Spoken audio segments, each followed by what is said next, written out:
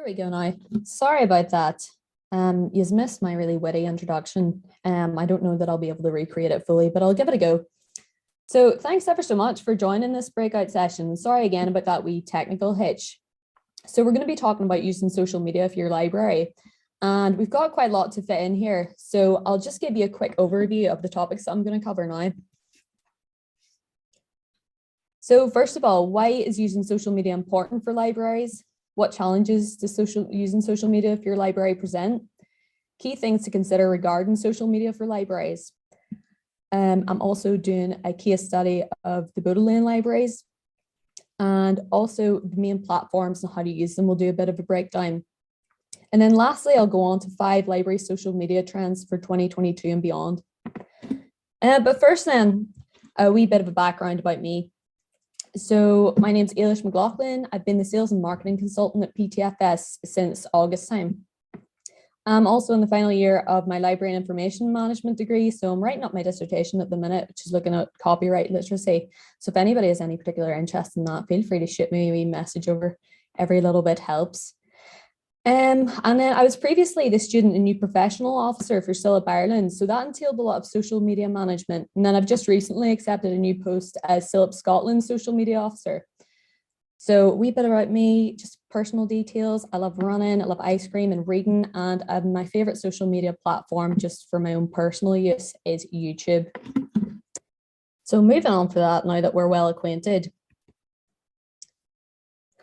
First of all, I just wanted to kind of gauge how you guys currently use social media in your respective libraries. So I set up 2 just super speedy polls here, which you can access from this link below. And so then we'll be able to see the live results once we're sorted. So if you can just grab the link there for me. I'll get set up on my end.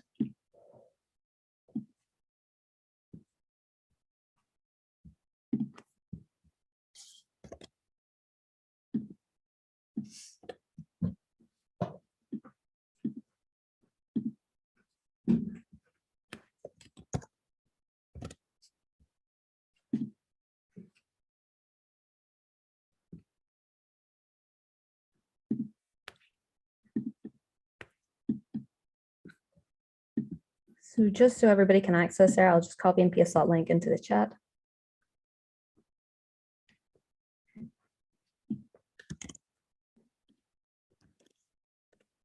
There we go. So you can hop onto that and I'll get on myself.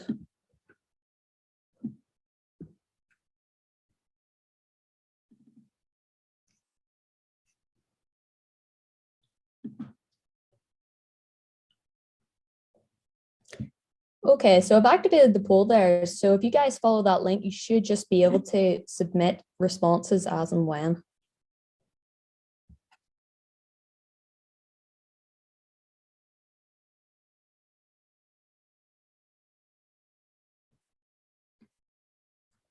There we go now. They're flying in. Oh, none. A bit alternative. Nothing.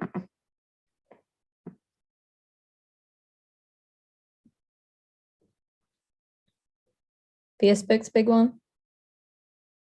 There we go. Even more Twitter responses. Comms only.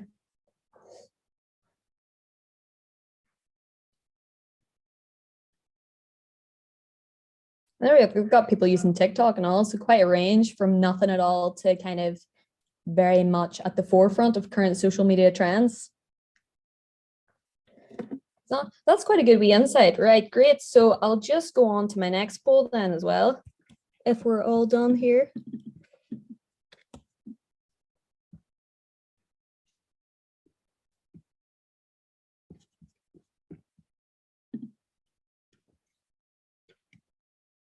So secondly then, I've just set up this little poll and it's the exact same format here, just asking what do you use social media for in your library.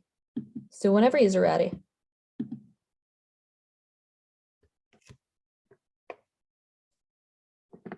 Nothing.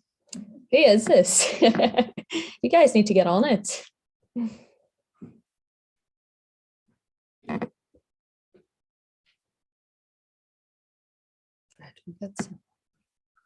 Yeah, that's a good shout.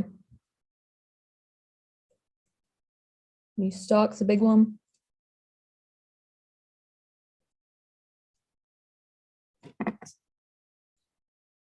See if I can scroll down a bit. Marketing services, engagement. Yep. Promote resources, workshops, author events. Promote collections such as historical artifacts in our collection in particular. Yeah, sounds good.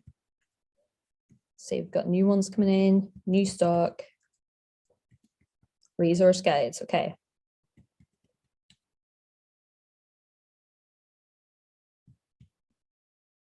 Events.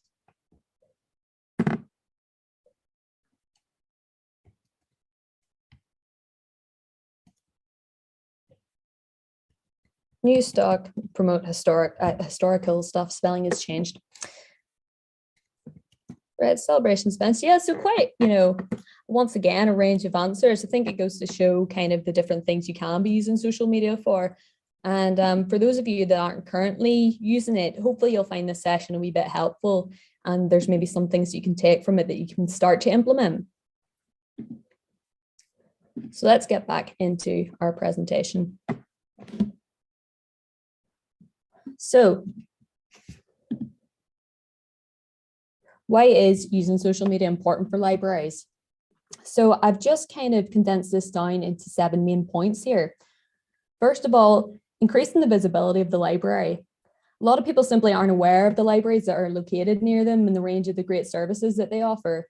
With your social media, you have the opportunity to achieve reach in the digital world very easily, even outside your kind of usual library base. Smaller and special libraries in particular have a lot of scope to get attention here. And I think you kind of see that with the responses to the last question there, a lot of people saying about promoting their historical stuff, things like that, your special collections. For larger libraries, online presence is non-negotiable, especially during the pandemic with the temporary closure of libraries. Social media was almost the only way to kind of stay in touch and in active communication with users. So here, a strong social media presence has really proved to be a resilience factor for a lot of libraries during lockdown. Secondly, then, you want to present the library as a modern, open, and future-oriented institution. We still need to shake that image of libraries as a place where you can just collect books and make the full range of services offered more visible. Just posting pictures of book tables and book recommendations isn't enough, but this needs to be done well and a bit cleverly when it is. And later on, we'll be seeing some examples of that. These posts can reach the desired target group, book and literature lovers who are very present on Twitter. Social media, you can provide insight into all the fun everyday goings-on that libraries are doing. I mean, as well as that, I think libraries typically have a staff base of people who are really clever and witty and have a lot to offer in this area when it comes to managing social media. So it's definitely something to be capitalized on. So point number 3, as I've alluded to a little bit already, it facilitates direct communication with library users. It's never been easier to communicate directly with them outside of the library building, but many library staff still shy away from social media. But it's basically that kind of same communication as in the library itself. Getting direct feedback in particular offers great opportunities here. On to the next point then, we want to appear credible as a provider of digital services. Libraries are offering more and more digital services, whether that's kind of loan of digital media, databases, streaming services. Nothing makes a library that offers digital services itself like more unattractive and untrustworthy than if it struggles with social media and yet wants to communicate use of its digital services. So it's important that libraries are familiar with social media if they want to communicate this to interested parties. Ultimately, a degree of know-how here is decisive for the successful use of social media. So effective staff development in social media, marketing and outreach is really essential.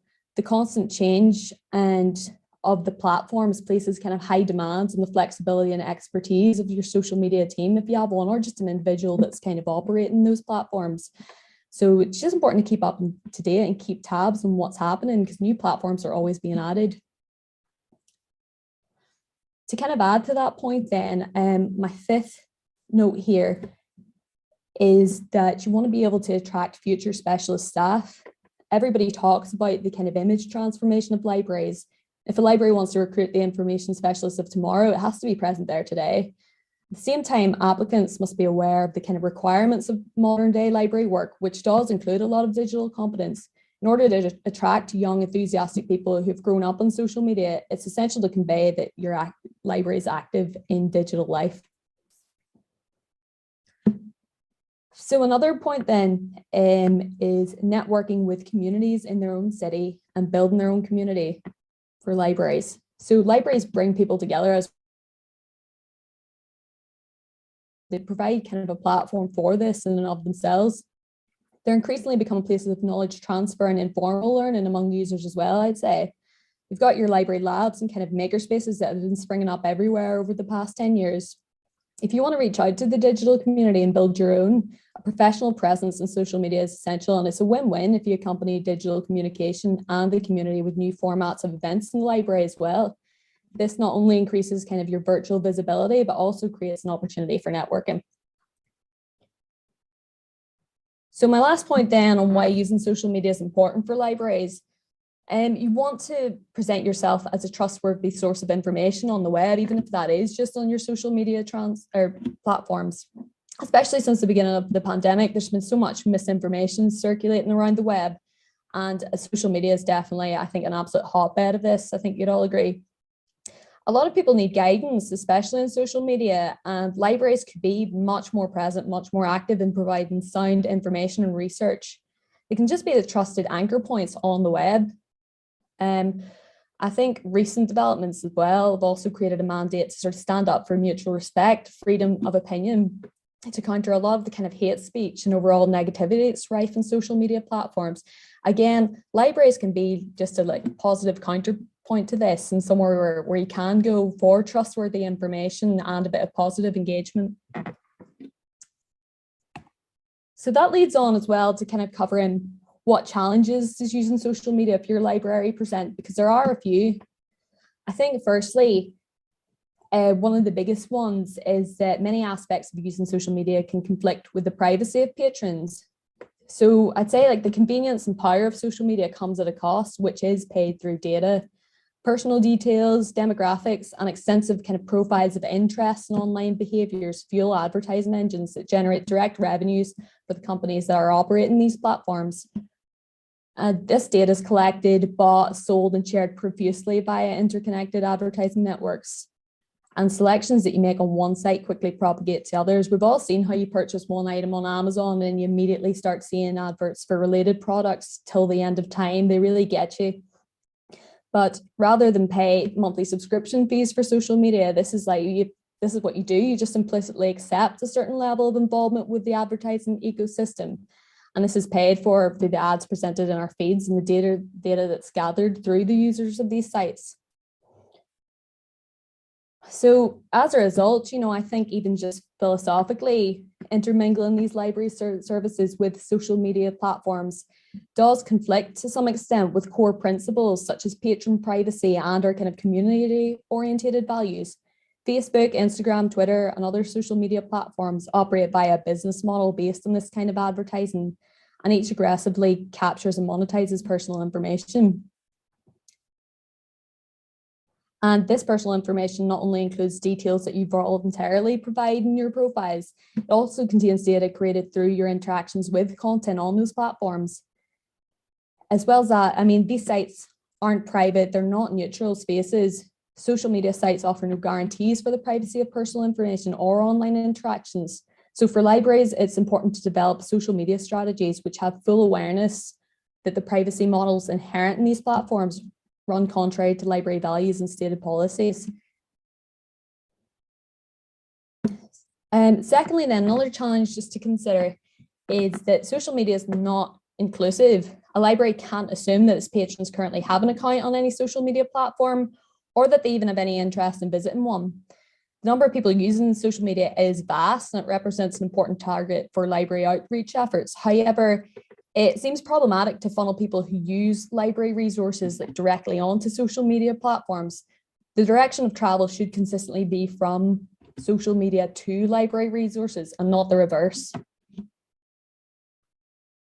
So the third point then, lack of resources. Not all libraries will have staff with the time, knowledge, and skill set to incorporate social media management into their rotation of tasks in any kind of consistent or dedicated way. Moreover, there's so many different platforms and new media emerging all the time, making having the time, knowledge, and skill set to navigate social media successfully all the more challenging. So lastly then, intellectual property copyright issues, which are not a good look for libraries to have issues with.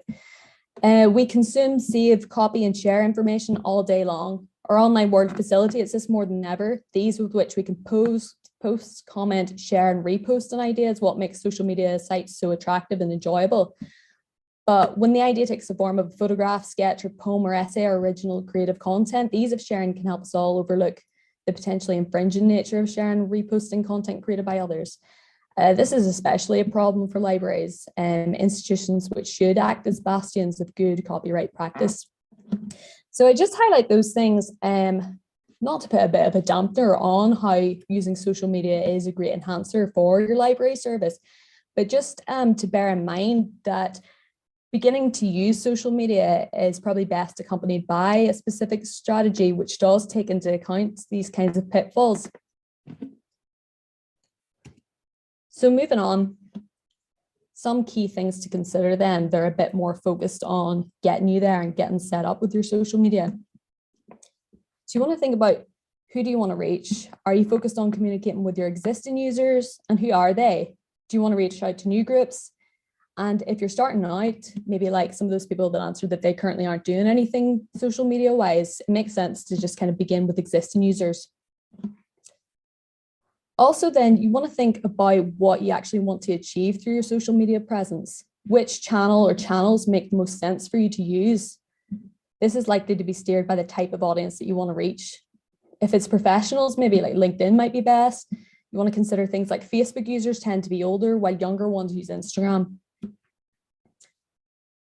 Think again, you want to consider playing around with the analytical tools that are available on these platforms, and they can offer you interesting lessons about which posts achieve most impact. Factors such as the theme of the post, the style, use of images, and even the time of day can play a really big role. Also, you should plan for regular content, but in a way that keeps it sustainable for whoever's posting in terms of times and effort. With experience, I think you kind of just get to gauge yourself what works or not. You want to maintain also a consistent kind of brand and voice as far as possible, and use images and or videos to make things that bit more visually appealing. Also, be ready to interact with your followers. Again, it's a great way of just building up your online network in the most general sense even. And also, I think it's really beneficial to be proactive about following others, including ones that can spread the word about what you're doing, and that you have a social media platform that you want to shout about as well. Also, you want to be able to direct people to your website. So social media sites themselves seek to capture attention, but your overall goal should be to get people engaging with library resources and services. I think some sage advice, if you are starting from scratch, is to focus on a few platforms. You might be tempted to just jump on the bandwagon and go a bit overboard. There's Twitter, Instagram, Facebook, Pinterest, LinkedIn. There's so much. Where do you start? Rather than rolling out accounts on as many platforms as possible, I think at least from the start, it's best to choose one or two and focus all your efforts there. Platforms like Instagram and Twitter that enable the use of hashtags can be particularly good for gaining a lot of followers quite quickly. So lastly, curate your content strategically. Perhaps the most important part of social media use is the actual content that a library posts. Social media is about visuals as much as it is about text. So posts should be colorful, engaging, and accessible to users. Remember that on most platforms, you can also repost content from others. So it's a great way to grow a following and create a feed that's curated nicely.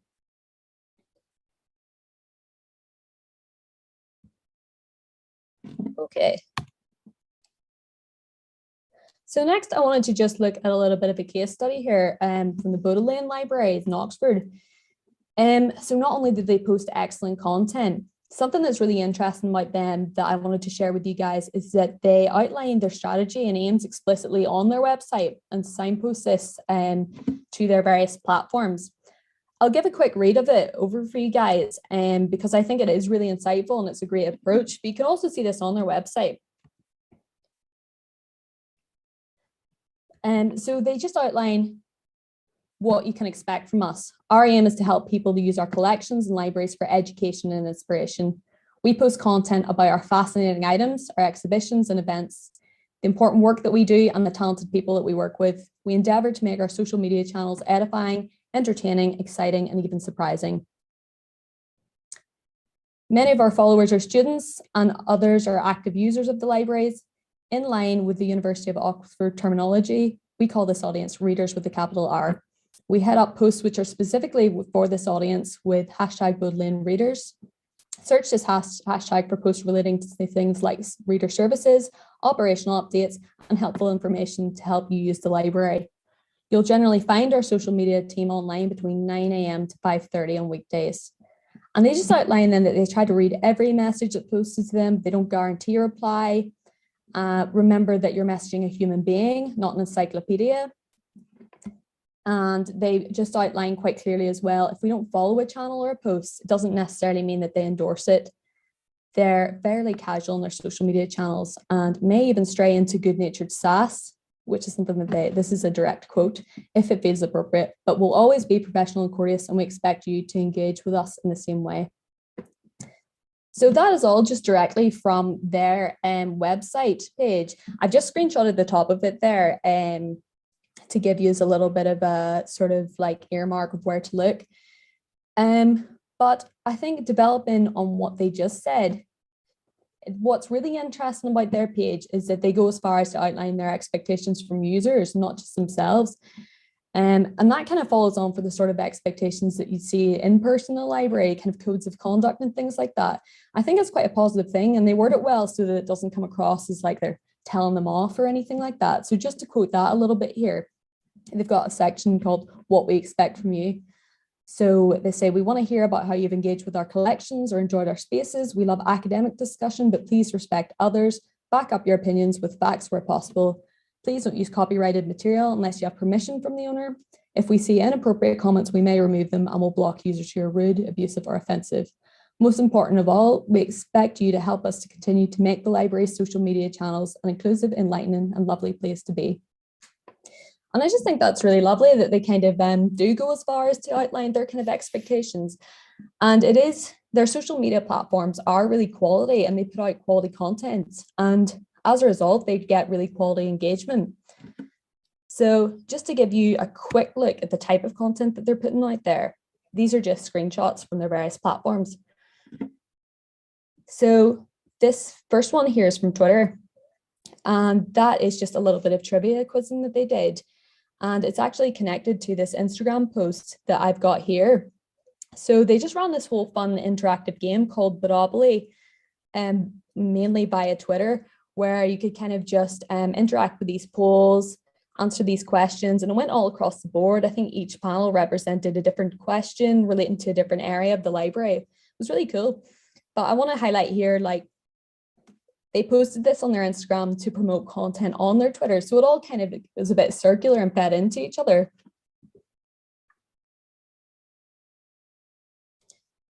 And then just to note with this post here, obviously one of their best assets is their collection. So it's no surprise that these kind of posts are popular. But what you see here also has kind of equivalent posts on Instagram and Twitter. So again, they're always kind of cross-posting and making the most of their content. And it's really great to see. I think one of the things I was most impressed with, and a lot of people are, this is a really popular library video off YouTube, is their tour video here. And I think this is really good because oftentimes a lot of libraries are a bit at a loss when it comes to YouTube of what the type of content they should be posting is. And this is really simple, but it's really effectively done. So I'll give it a play here just to show you guys. It's pretty short.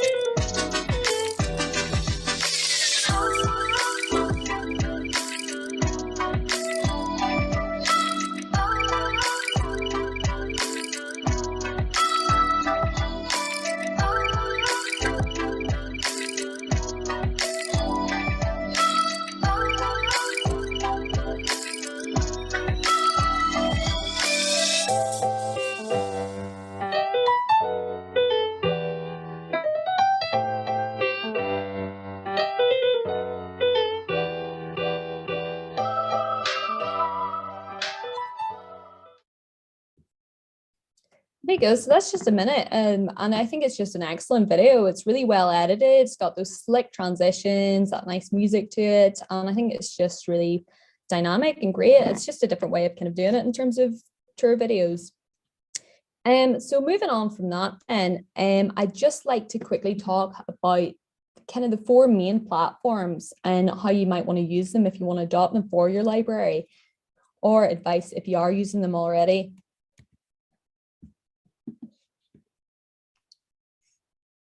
So firstly, then I'll talk about YouTube, kind of moving on nicely from that great example that we just saw. So some quick facts then about YouTube. It's the second most visited website in the world, bested only by Google. However, it's technically the busiest search engine in the world because it processes more search requests than Google. On any given day, 30 million people around the world watch at least one YouTube video, and the average person watches videos on YouTube for 40 minutes per session. 37% of viewers on the platform are between the ages of 18 and 34, and that's a key demographic for libraries, so good to bear in mind. So to tell you a wee bit about the algorithm, then it has two goals: to make sure that the video shown is shown to the right viewer, and also to keep viewers on that platform watching more and more videos for as long as possible. It uses two tactics to reach these goals. First, as I just mentioned, it's got a really, really robust search engine. And secondly, it is constantly recommending new videos to followers. Like I'm sure if you've seen, as soon as you go on the homepage, there's an absolute onslaught of recommendations for you. So to get your video recommended, it needs to be optimized. And that sounds like quite a generic term, but there is a specific kind of way to go about it and things that you can follow to get your video optimized. And I've just listed those examples here. So first of all, I'll give you the most kind of vague advice. Make your videos engaging, fun, and interesting. This is the most fundamental aspect, quite simply making something that people want to watch. Secondly, you also want to think about the video's length. The optimal video length in YouTube is between 7 and 15 minutes. However, you shouldn't restrict yourself to this time. You see what's working by seeing what people are watching and what's getting views, likes, and subscribers. I mean, the example I just showed you is 1 minute long, and it has a really great amount of views, likes, interaction. So it's whatever works, really play it by ear. Third, then, you want to create keyword focused playlists. I've got an example of that here down in the picture. So when you name your playlist, you want to think about what keywords people are going to use to search for the content you provide, and you want to use simple names for that. Things like story time or makerspace DIY, just keeping it simple, making it discoverable. Similarly, then, you want to choose a video title that contains keywords, and the title of your video impacts your views and ranking. It also serves as the primary trigger for viewers to click on that video. It should give your viewers instant insight into what the content of the video is. Developing on that, then, you also want to write a great video description. This will be displayed underneath your video when someone views it. You want to include a short paragraph detailing the content, and again, use keywords to make sure that your video is discoverable. A really simple thing you can do is just create an eye-catching thumbnail. That's the image that will display whenever users search for the videos or view it in a playlist. YouTube will automatically pick one for you whenever you upload. But I think the best thing to do, which you can see they've done here in this wee example that I've pulled, is you can just take still images on a camera while you're shooting your video for this. And then you can add text on Photoshop or any kind of other graphics, edit it so it's a funky kind of teal blue color like this example. If you have a playlist of videos as well, like this example, making sure that they look similar means that people will recognize that a video comes from your library or comes from a particular playlist. Also, add in YouTube cards to your video. So this is a wee box up here that pops up while you're watching a video that prompts you to kind of take another action. So they keep your viewer engaged with the content, and there's 3 different kinds. The first drives people to another video within your channel that you can link. The second lets you suggest another playlist from your YouTube channel, and the third lets you promote another channel altogether. So the most relevant are obviously the first 2 there, and they can be good for keeping people watching your stuff. And lastly, then, add tags to all your videos. So these are the kind of search engine optimization kind of function of YouTube. When you tag your videos with descriptive keywords, you're helping YouTube to recommend that relevant content to viewers to get it on their recommendation list on the homepage or on the sidebar. So keeping it relevant with just simple tags like library tour for the one that we just watched or book club. So again, I've just got two really short videos here that are just quick, effective pieces of content that can just give you a bit of an idea of the kind of thing that your library can be posting. So first of all, this one is on Charles Darwin and the London Library. I'm standing in front of an extraordinary Victorian membership record of the London Library, and the 593rd person to join the library was certain Charles Darwin. He was 32 years old, he was living at Upper Gower Street. Within 18 years he published one of the most extraordinary books in the history of science, which is the first edition of Origin of Species, published by John Murray in London. Darwin was enormously apprehensive about publishing and was helped to publish really by the findings and contact he had with Alfred Russel Wallace, who had come to the same sort of evolutionary theories. Wallace became a member of the library 4 years after Origin of Species and actually became its vice president between 1904 and 1911. This is a book which changed the world and an extraordinary archival document of the library's incredible Victorian membership. So there you go, that's just a minute long. I think that just gives an example of if you have something interesting in your library, a short informational video is a really great way to get some content out there. And as well as that, I mean, I'd just like to point out, I think it was really well lit and well shot and just kept short and succinct. So secondly, then another really easy win in terms of if you can't think of the type of content that you should be posting, here they have just a little visual of their reading room.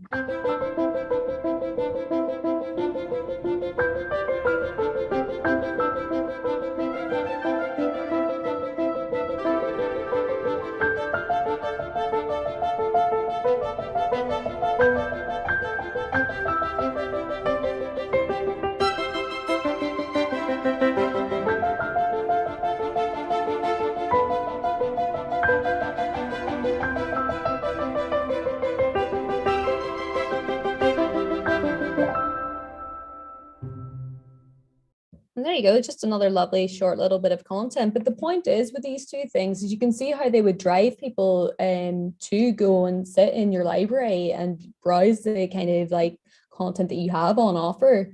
And that's really the point of it all anyway. But yeah, two wee nice, easy pieces. So we'll go on then to the next social media platform that I want to talk to you guys about. So Facebook then. Despite all the controversy surrounding Facebook, which I think you see more of year on year, the platform continues to grow in terms of their total users, according to Data Portal. So the United States has the second highest number of active users in the world. But I think elsewhere, Facebook is much less popular. Despite the growth in overall number of Facebook users, the following statistics might make you kind of rethink if that's the only platform you use, if that's the kind of direction that you want to take. The number of Facebook users who log in daily dropped 8% points this year to 66%. In 2020, Facebook was the second most popular website in the world, but as I've just said, talking about YouTube, that's been surpassed since last year.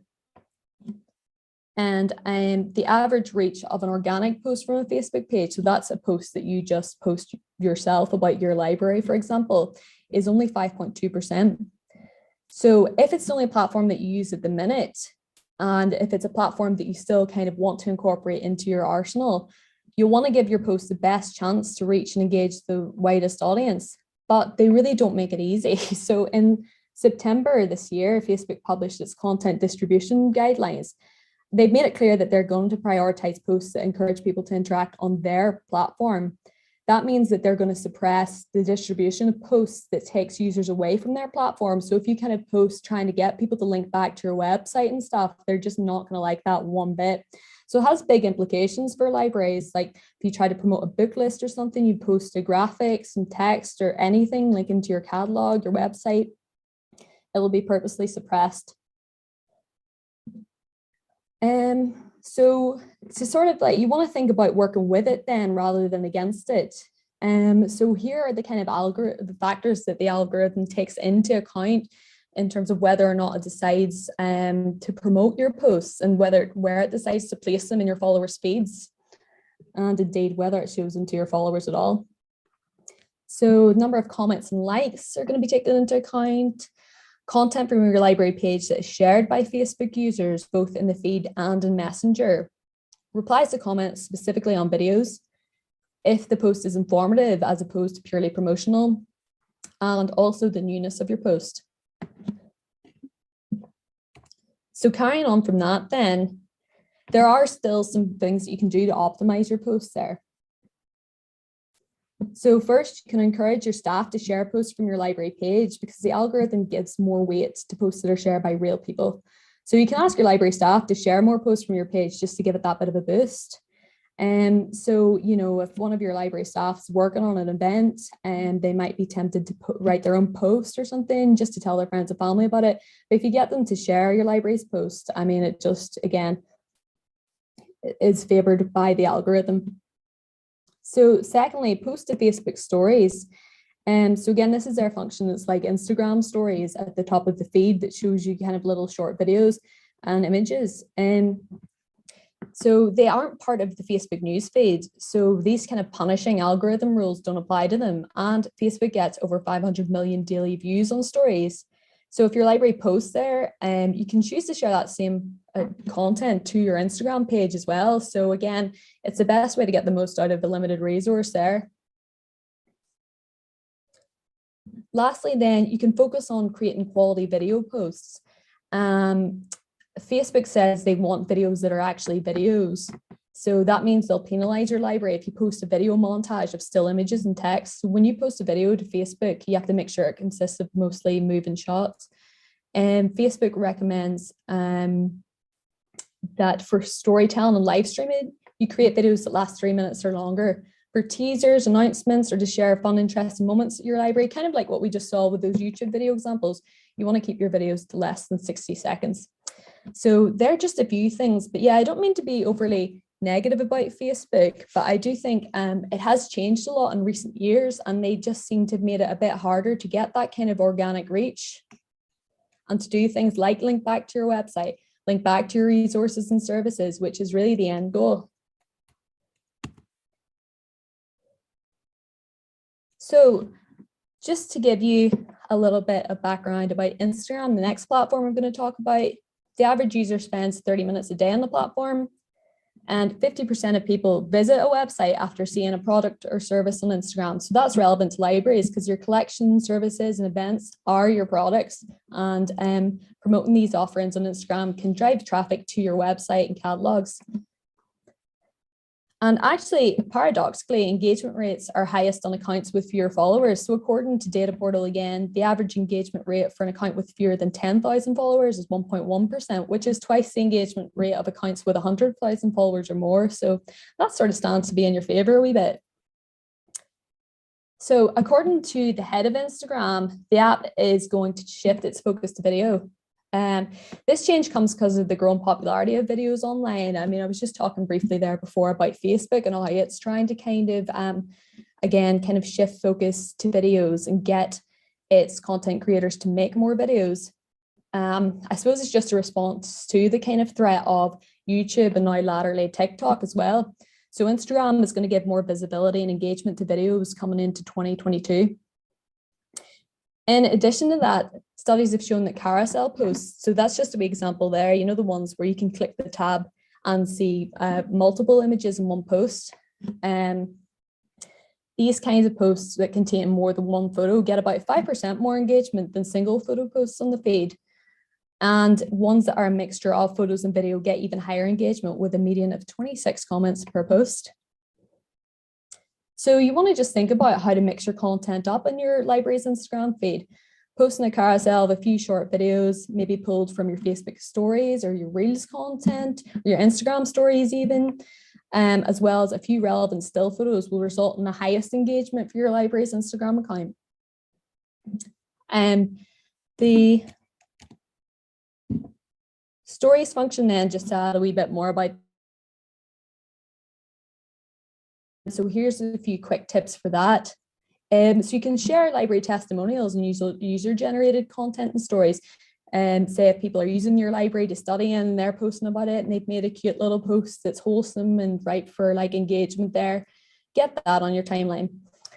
You can add links to your stories to make taking an action easy. Instagram introduced story links in October 2021, so it's well established now.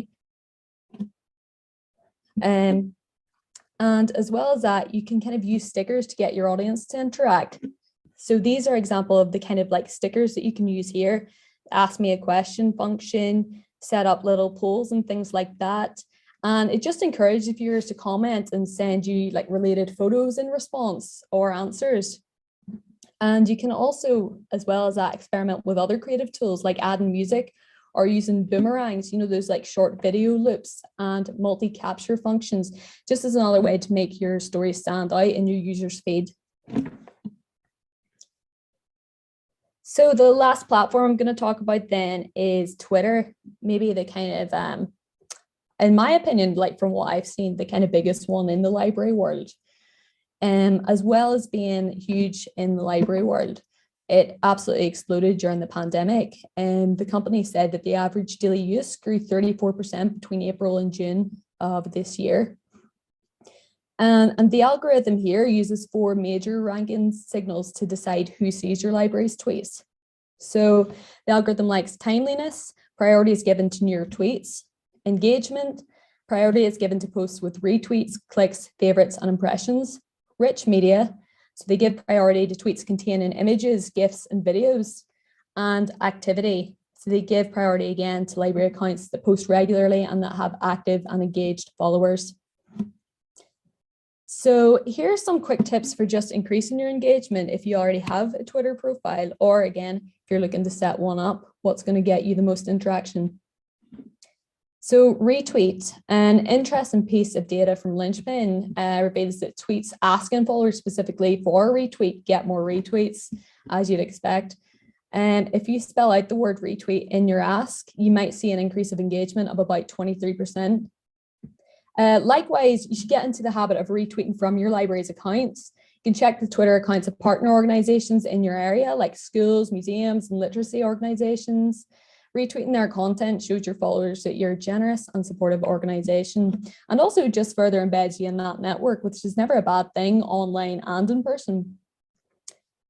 Secondly, then, give your followers some personal attention. When a follower tags you or replies in the comments or a tweet, respond quickly and publicly. Doing so will encourage other followers to engage in Twitter conversations with you and act on your tweets.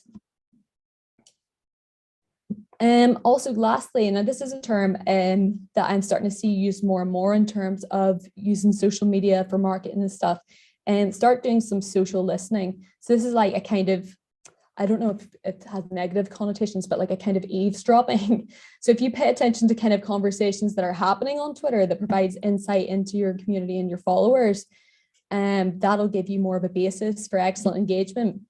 And you can use Twitter's advanced search tool to find out what people are saying. So you should pay attention naturally to conversations that include your library's name and also industry hashtags such as like hashtag library transform, hashtag winter reading, one I see a lot, hashtag libraries of Twitter, as well as kind of buzzwords and relevant trending topics. So there's plenty of stuff that you can get stuck into there. And I think so much of it is part of getting stuck in. And whenever you're seen to be a more active user, engaging with a lot more people, that's how your tweets will then be promoted to your followers. So just to give you like a quick example, I can't mention library Twitter and fail to mention Orkney Library's wonderful page. They're always posting quality stuff. So I put this presentation together last Friday, which is Black Friday. And I just love this wee tweet that they put out. Don't forget, we've got a fantastic deal on in the library tomorrow. Borrow one book about a Cubist artist for free, borrow another from this about the same Cubist artist for free. We're calling it Black Friday. And their feed's just full of great jokes like that. The person behind it's just super creative. So on to my last slide then. I just wanted to leave you guys with 5 library social media trends for 2022 and beyond. So we've obviously seen so much transformation since 2020 in terms of how libraries operate online. And based on these kind of changes that we've seen over the past nearly 2 years, there's some other trend predictions that you might want to bear in mind. So number one, we might see kind of further investment in chatbots to improve patron experience. So if they haven't already, many libraries might want to consider investing in a chatbot, and they're effective software programs that interact with your website visitors and members. They communicate naturally with library patrons viewing the site and can answer their questions in real time. So I think in the near future, we can expect to see them further leverage kind of AI to automate and personalize member responses. As well as that, another social media trend we might expect to see is more use of private messaging apps to connect directly with patrons. So smartphone apps like WhatsApp, WeChat have already gained massive popularity in like the education sector and in the consumer and business world. Instead of using emails, libraries at the forefront might begin to adapt private apps as well as private messaging groups such as Slack to engage users one-on-one and within targeted groups and forums. So then my third point then, search engine optimization will become more important for driving website visitors. So Google's latest algorithm update has made substantial impact on the SEO world. So it stands for bidirectional encoder representations from transformers. And it's a deep learning algorithm that's related to natural language processing. So like a librarian, Google's always aiming to improve its ability to understand the complex nuances of language and the searcher's intent. So according to Google, this new algorithm update will affect complicated search queries that rely on context. So if your library's website isn't very well written and lacks clear messaging, you might see a dip in your website traffic. It's critical now in late 2021 going into 2022 for libraries to run an SEO wellness report and to audit their content, just to kind of benchmark your search positioning and develop a plan to increase your ranking generally on the web. So my fourth point then is on personalization. So many libraries are dabbling in personalization, just in the kind of style of corporate giants like Amazon and Netflix. So to keep in step, libraries might seek to kind of embrace personalization to scale their growth and their member experience, analyzing member behaviors and promoting books and services based on predictive analytics and members' past engagement history. So the primary benefit is having the control to target and select segments of your library members of all kinds. And by collecting user data, you're better positioned to create more relevant and effective email campaigns based on your patrons' habits, interests, and behaviors. For example, if your targeted audience likes nostalgic movies and classic books, you can embed pop culture references from that period when sending your emails, creating blog posts, or even your kind of newsletter opt-in to deliver a more personalized experience with your library content. But as I said at the beginning of the talk, some of these issues are quite fraught, but it does seem to be the direction that libraries in the US are going in. So lastly then, video-based social media will be key to reaching new audiences. So TikTok at this point, I think, should be on every library's radar at least. And the growth's been pretty slow, and it could in the library world. And it could continue to slow given kind of competition from other platforms and a lot of the questions it faces over censorship and data privacy. However, other video-based social media platforms are ready to fill the gap anyway. I mean, we've seen Instagram stories, Facebook stories, for example, that function similarly. And overall, there's just an increasing emphasis on short video inspired storytelling, which can be leveraged by libraries really easily to promote services, books, and videos. So while it's maybe not included in the essential social media platforms I'd listed previously, talking about TikTok, I'd say watch this space. So those are my 5 library social media trends, and that is the end of my talk. So I've kind of gone on quite a bit there. I think, again, given the sort of technical difficulties at the start, there was quite a bit of a delay, but if there's any questions in the chat or anything, I'd be more than happy to answer them if you want to send them through. But I'll just duck out now, and you can reach me via the chat if you have any questions. Thanks ever so much. And I'd just like to just thank Ailish, because that was absolutely fascinating, super inspiring, if not super scary, yeah, as well. So I don't know whether there are any, I think there was one little comment I saw in the chat from, scroll up a bit. Is that from Keith? From Keith, yeah. Yeah. Yeah, interesting question. I don't really want to read the question out. So. Yeah, well, Keith has asked, how does one match a social media platform to one's users? I think analytics will give you good insights into kind of your demographics there, but also, I mean, there's a lot of general information you can find online. And again, it's kind of having a general kind of base of knowledge about them. I think people could generally say that Facebook's for older users, more young people are on Instagram, and actually, interestingly, more kind of young people are on Twitter as well. So if you dig about a little bit, there are kind of good generalizations that'll point you in the right direction based on what you're looking for. And then also just kind of, if you have these profiles, checking out your analytics.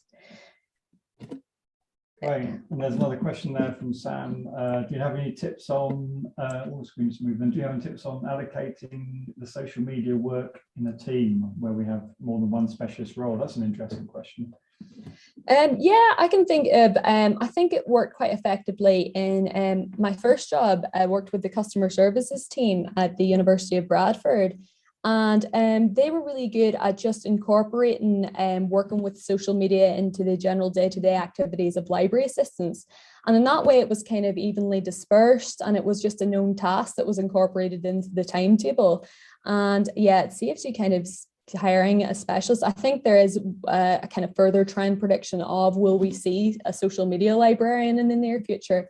That's still all to play for. I think it's kind of very easily incorporated into workflows already, as long as you've managed it in such a way that you can keep the voice consistent among different people kind of using those platforms. Yeah, that's a good question. Great. What are library analytics? But so just not specifically library analytics. When I'm talking about analytics, I'm referring to the kind of data that you can access on these platforms directly that will give you information about who's clicking on your posts and how they're being received and who's using these platforms. So you can find those like directly on your kind of YouTube profile, Instagram profile, Twitter profile. So that's what I'm referring to. Just okay, right. Questions, right? So I think probably what we need to do is just pause just for a moment while we round up the folks out of the other breakout room. So I'll probably let you just go and take your hot seat back. That sounds good. Thanks ever so much. If there's any more questions anyway, you can just send them through the chat. I'll be on.